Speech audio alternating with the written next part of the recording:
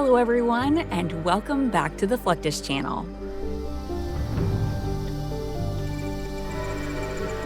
The 19th century saw the expansion of the railroad in the United States, which became a symbol of development for different regions of the country.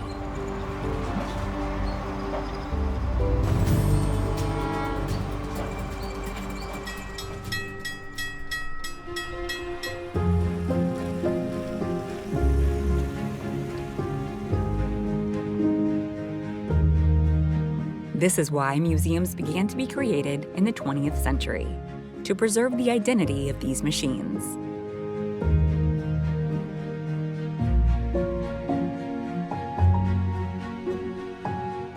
One of these is the Colorado Railroad Museum, a place that highlights the golden age of railroading in the Rocky Mountain region, which saw the development of flamboyant railroads.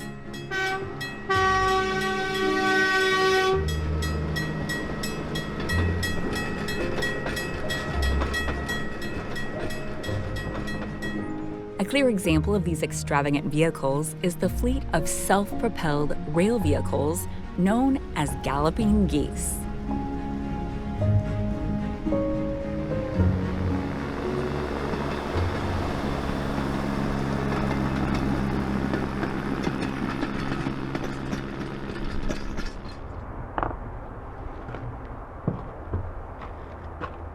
After being out of service in the 1950s, 6 geese were rescued by collectors and museums.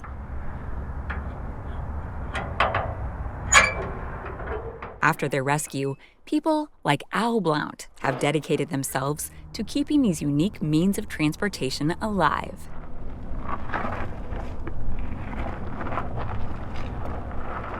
He fulfilled his dream of working with trains and volunteering for the Colorado Railroad Museum since 2002.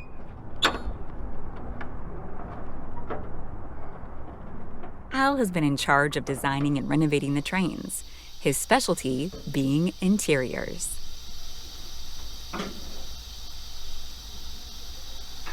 This is Galloping Goose number 7. This is the last one built, 1936 rather, out of a 1926 Pierce Arrow 7-passenger limousine. The reason the railroad built these was in the 30s, they were only thing kept the railroad running was the U.S. mail contract. And that meant they had to run a train at least 6 days a week. They didn't have enough freight or passenger traffic to run a steam locomotive every day. Original rear wheel was on the car. They lengthened the frame out, and it's like a fifth wheel trailer back here. You can see the axle, drive shaft drives the front axle here, and it's chain driven to the second axle because they found out when they built the first Goose, they only drove the front. They only had one axle back here, and they found that didn't work very well. So they built this box back here, and it's kind of fun because it rides on 22 coil springs with no shock. So you can see it rocks pretty easy. So that's one reason they got the name Galloping Geese.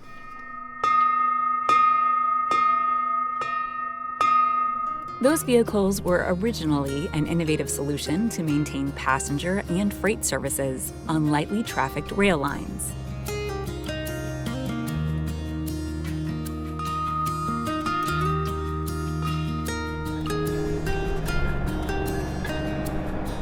They were even a great solution during the Great Depression, when conventional railroads were difficult to maintain.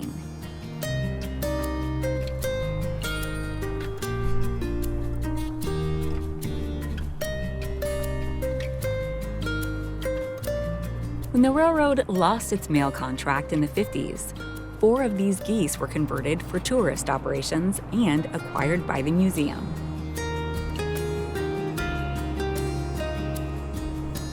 People like Al are part of those tourist operations, which means they are driven around the museum's loop track.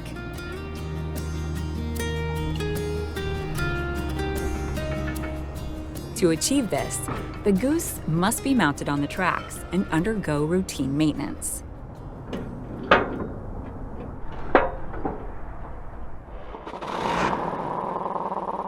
Each of the 7 Galloping Geese was fitted with small gasoline engines, often sourced from automobiles.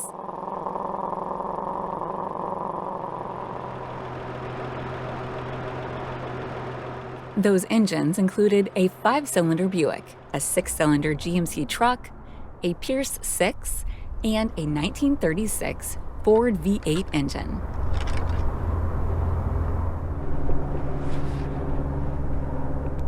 During maintenance, periodic greasing is performed to ensure proper lubrication and reduce wear within the wheel bearings.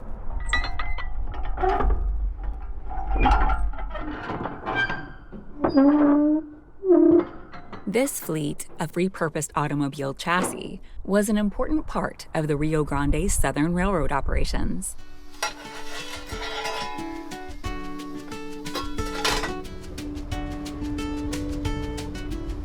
Certain units were modified to suit particular roles, such as those designed for passenger service.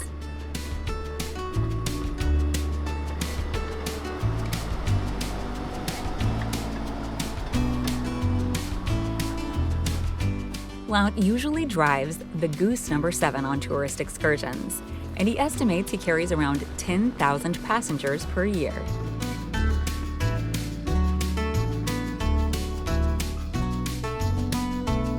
Al usually performs at the museum twice a week, which may increase more during special events.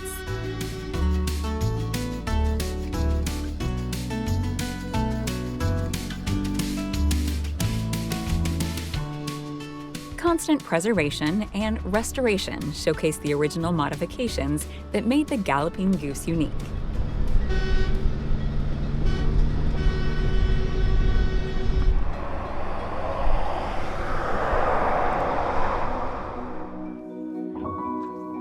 This spirit of maintaining old iconic vehicles is also seen with the Jag Panther tank and the Australian Armour and Artillery Museum.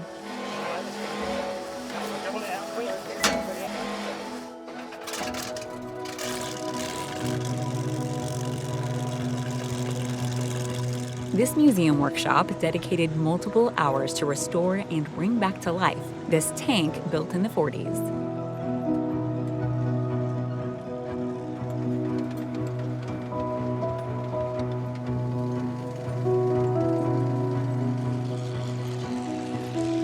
This vehicle was built by Germany as a tank destroyer built during World War II, with the armor and suspension of the Panther chassis.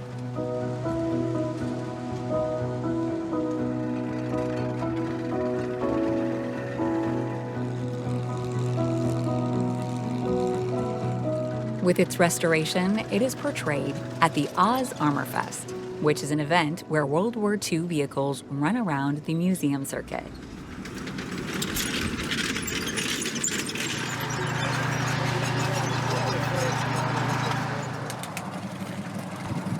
Another example of the restoration and exhibition of old vehicles is the Kamov Ka-26 helicopter.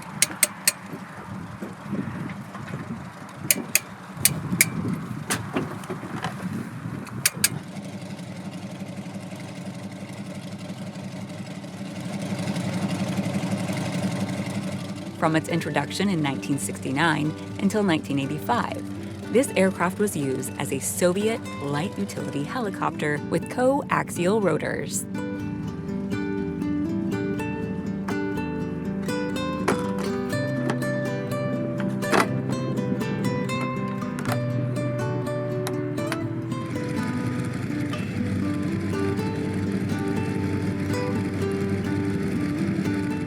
Its restoration has allowed it to be presented at events and, more importantly, used for agricultural work.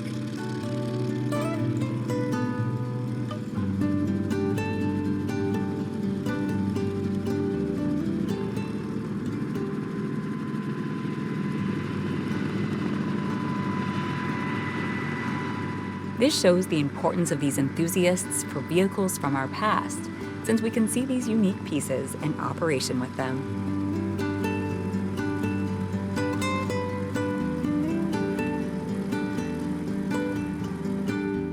That's the end of this video. I hope you enjoyed it. Make sure to subscribe to this channel so you don't miss any of our new content. See you next time.